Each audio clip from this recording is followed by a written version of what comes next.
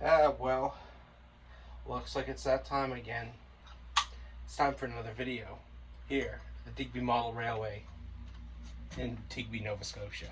This locomotive, I dare say, has a story quite like the Flying Scotsman. Ergo, not as far traveled as the Scotsman, but it still was in America for quite a few years. She was built in 1905 at the Montreal Locomotive Works, and in 1920 she was given the running number 1274. 75 tons total, had a bell pair firebox, which is quite unusual to find on a steam locomotive here in Nova Scotia, due to the fact that the bell pair firebox is usually found on Pennsylvania railroads. So what it's doing up here, nobody knows, but this is how it is. It had Stephenson valve gear. It took 10 tons of coal, 5 tons of water, and it just is beautiful. It's actually one of the first steam locomotives that I laid eyes on as a kid. I think it's actually, let me rephrase that. It is the only steam locomotive that I've seen that was, out there. An actual steam locomotive, right? Not a model. A piece of industrial menagerie. And might I say, it is a menagerie to look at, something that's supposed to be built in Montreal but has like American ties. Anyway, 1957 she was renumbered to 1521, and today she's in quite a state of disrepair. Not as bad as what I think to be her sister, 1395 CN, of course, found in Coopersville and Maine Museum. Wherever that is, it's somewhere. Now, it wasn't too long after being renumbered 1521 that CN actually stopped using steam. It was somewhere in the 60s. They said enough's enough. We're going to diesel electric. No more steam. This is how it is. We're going to use diesel. So, somewhere in the 60s, she wound up being sold off to somebody in the States. And I think before that, she had ownership by, they gave his name, but I don't remember quite what it was. So somebody else bought her, and then somehow she wound up back up in Nova Scotia. How, I don't know, but she wound up at a theme park. It was called the Upper Clemens Theme Park. And there she sat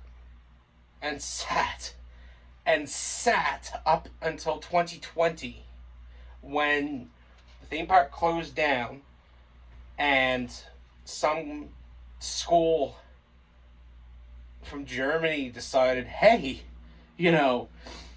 this is a prime piece of real estate. We're gonna, develop this land into a nice school. And this is how it is. And we can bring all the students over and they can just learn here. But that means that 1521, she's in dire need of assistance. Thankfully, just thankfully, the county of Annapolis purchased the locomotive and donated it to the Middleton Railway Museum, with some help from Canadian National. You see, the Canadian National Railway actually helped organize the movement of the locomotive, the repair of the locomotive, and might I say, there is some repair needing to be done. On the right hand piston, there is a hole on the lower piston. It's probably about the size of that. Like, I think I got a photo of it actually. Yeah. So that needs to be repaired. Um, but CN is supposed to be helping repair. I don't know what they have in plans for it. The original building that was the Middleton Train Station was built in 1869, and to what I understand, was pretty much a shed. That lasted up until 1896.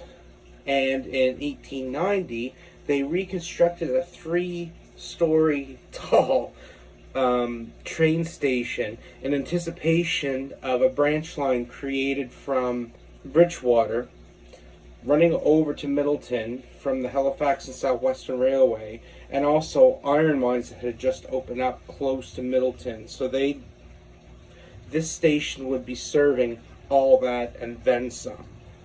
That unfortunately burnt down on the 21st of June 1916, and January 8th, 1917, they rebuilt a new station, which would be what we know now as the Middleton Railway Museum. And it's looking fine for its age. The freight shed behind it was built sometime in the 50s, so it wasn't a part of the original CPR design, but it's still there. Now, museum history. Out back, there was a model railway that used to circle, which is now a bunch of grass. You can find some parts, just random things thrown around there. That's still there. One of the interesting things that I've kind of been fascinated by was a Canadian National Railway, wait for it, track observer. Or at least that's what I coined them as anyway.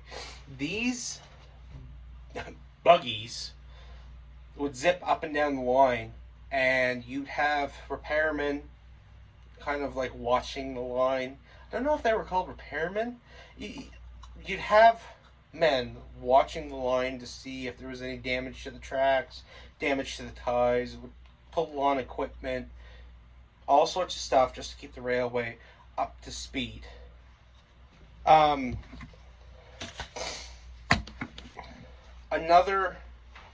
There's actually a couple things that they have that is actually quite interesting. Besides the engine and the station and the car, which belonged to the Halifax and Southwestern Railway, which was bought out by CN. Mind you, the Canadian Pacific Railway was, bought DAR. So we've got a locomotive, a buggy, and a boxcar that don't belong there, but they're there. Yes, they have a boxcar.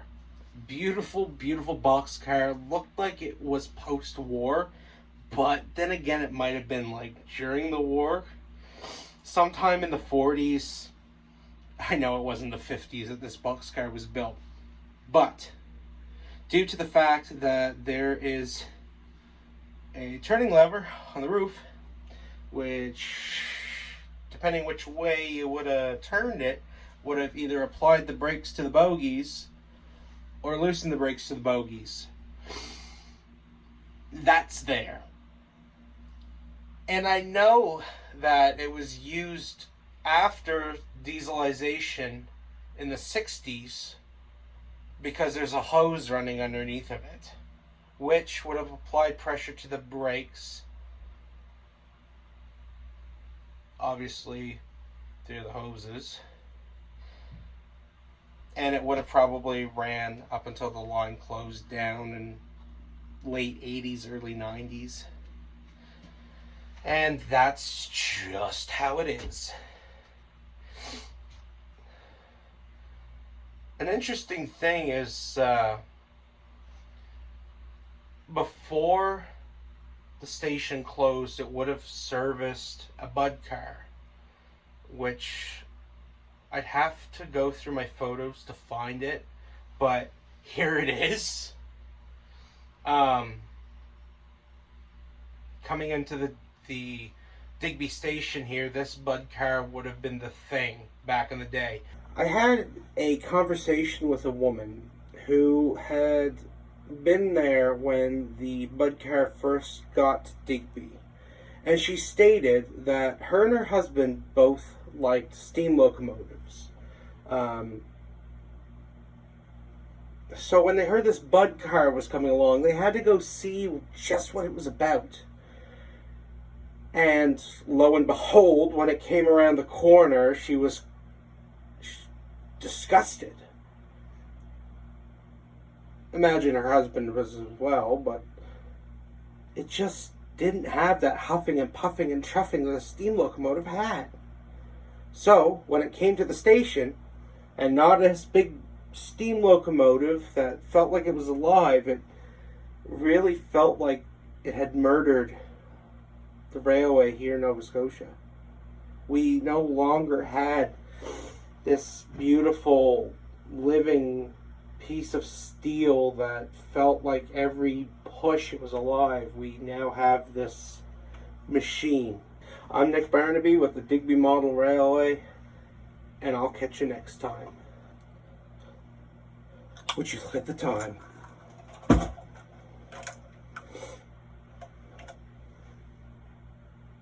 I got trains to run. If this bloody light will keep up. See ya.